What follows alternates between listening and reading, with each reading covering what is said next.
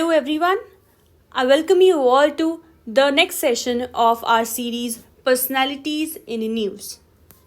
Today we shall be covering the following personalities: Sushma Swaraj, Srimad Ram Chandra, about Jagdeep Dhankar, the newly elected Vice President we shall be knowing, and thereafter we shall be talking about Lachit Burphukon. So these personalities have been in news in the past week. Now, without further ado, let's get through the topic.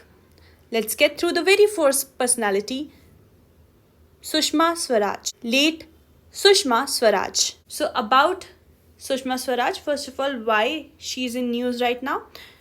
Sjaishankar, our current external affairs minister, remembers Sushma Swaraj on her death anniversary and tweeted, "Fondly remember Sushma Swaraj ji on the anniversary of her passing away in our thoughts so many times in so many ways." Sushma Swaraj was born on February 14th, 1952 in Ambala, Kent, and pursued law at Punjab University, Chandigarh. In 1973, she started her practice as an advocate in the Supreme Court of India. In 1977, she was elected to Haryana Legislative Assembly and became the youngest cabinet minister in the Haryana government. Then in 1990, she got elected to Rajya Sabha and 1996 got elected to Lok Sabha from South Delhi constituency. Then in 1998, she was sworn in as Union Minister for Information and Broadcasting, and she was also given additional charge of telecom. During her tenure as Information and Broadcasting Minister, film production got an industry status.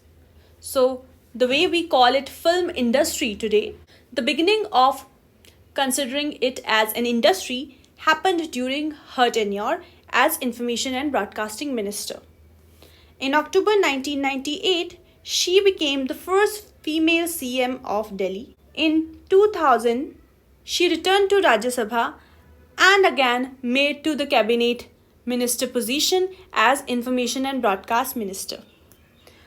In 2003, she sworn in as Cabinet Minister for Health, Family Welfare and Parliamentary Affairs, and thereafter in 2009, she was elected as Lok Sabha MP from Vidisha constituency and became the leader of opposition in the parliament. In 2014, she got elected to 16th Lok Sabha and took charge of Minister of External Affairs. In 2016, she got a kidney transplant at AIIMS, Delhi, and in 2019, 6th August, she passed away, and she is survived by her husband Swaraj Kaushal and her daughter Bansuri. Her major achievements were as the first Union Cabinet Minister as a woman, youngest Cabinet Minister in India, first woman leader of opposition, and first female Chief Minister of Delhi. She holds a record of becoming first woman spokesperson of a national level political party, that is BJP. She was a member of Bharatiya Janata Party. She was honored with the Outstanding Parliamentarianaward in 2004, and she is India's first woman MP. Remember, first women MP to get honored with this particular award. She held various important positions. She was an External Affairs Minister from 2014 to 2019, Leader of Opposition in Lok Sabha from 2009 to 14, Minister of Information and Broadcasting in Atal Bihari Vajpayee's government 2000 to 2003, and Minister of Health and Family Welfare January 2003 to May 2004, Minister of Parliamentary Affairs January 2003 to May 2004, and 5th Chief Minister of Delhi from October 1998 to December 1998. She was second Indian woman to become External Affairs Minister after former Prime Minister Indira Gandhi. But Indira Gandhi's charge was not a full-time portfolio. So it was a very important position that was being held by Mrs. Sushma Swaraj at that point in time, and she did really an impactful job as an external affairs minister. Following are the contributions, or the major contributions rather, that she has made towards the country. She had played a key role in resolving the Doklam standoff with China in 2017 and in India approaching International Court of Justice (ICJ), challenging Pakistan military court's death sentence to Kulbhushan Jadhav. Through her extensive use of Twitter, she had earned reputation of easily accessible external affairs minister. She took personal interest in resolving minor issues like issuance of visa to the needy and helped Indian diaspora in distress through her social media outreach. So this was about Sushma Swaraj. Now let's talk about Srimad Ram Chandra, who has made it in news since PM Modi virtually inaugurated and laid foundation stone of various projects of Srimad Ram Chandra mission in Gujrat. Now, the Prime Minister Narendramodi virtually inaugurated and laid the foundation stone of various projects of Srimad Ram Chandra mission worth more than rupees 300 crore at Dharampur in Gujarat. Addressing the gathering, the Prime Minister said, "The initiatives by Srimad Ram Chandra Mission in the field of rural healthcare have strengthened the vision of healthy India." He said, "The modern healthcare facilities started by mission will benefit the rural poor and tribal people of South Gujarat." The Prime Minister remarked that the central government is trying to remove every obstacle that is being faced by the sisters and daughters which prevents them from progressing. The Prime Minister inaugurated the 250-bed Shrimad Ram Chandra multi-speciality hospital at Dharampur in Valsad district. The Prime Minister also laid foundation stone of 150-bed Shrimad Rajchandra Animal Hospital. The Prime Minister also laid foundation stone of Srimad Ram Chandra Center of Excellence for Women. On the occasion, the center will employ over 700 tribal women and provide a livelihood to thousands of others. The Gujarat Chief Minister Bhupendra Patel and BJP State President C.R. Patil were also present on this occasion. Now let's talk about the personality, that is Shrimad Rajchandra. Shrimad Rajchandra lived from 1867 to 1901 and was a Jain poet, philosopher, scholar and reformer. He was honored as Yug Purush. He gave the world a rich heritage that continues to guide generations of seekers in a short span of 34 years of his life. He wrote a large number of philosophical poems including Atmasiddhi. He is best known for his teachings on Jainism and his spiritual guidance to Mahatma Gandhi. The next personality in news is Jagdeep Dhankar himself, who has been elected as the new Vice President of India, and Prime Minister and other dignitaries congratulated him on being elected as India's Vice President. The Prime Minister congratulated him and in a tweet expressed confidence that he will be an outstanding Vice President. He said that our nation will gain tremendously from his intellect and wisdom.